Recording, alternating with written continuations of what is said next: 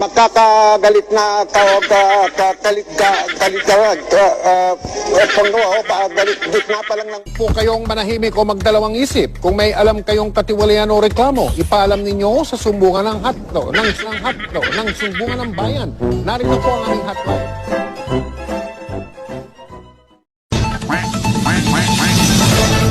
Ang balita. Nakatutok kami 24 oras sa talagang dapat matulog na.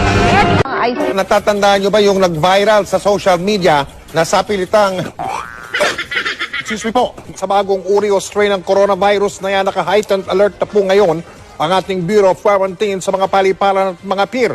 Binabantayan nila kung may lagnat ang mga pasahero pumasok sa bansa, lalo na yung mga galing sa China, kung saan galing yung bagong strain o uri.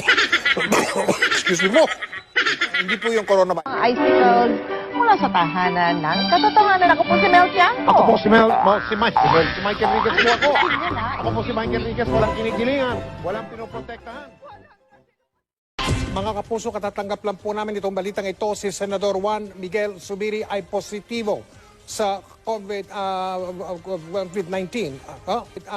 Dumal ang sinapit ng kapitan ng isang barangay sa lungsod ng Manila. Natagpuan siyang patay sa San Mateo, Rizal. Excuse mga hinuli doon. Kaya katawa-tawa raw ang mga nakuwang mga armas. Katawa-tawa raw. Kaya katawa-tawa raw ang mga nakuwang mga armas.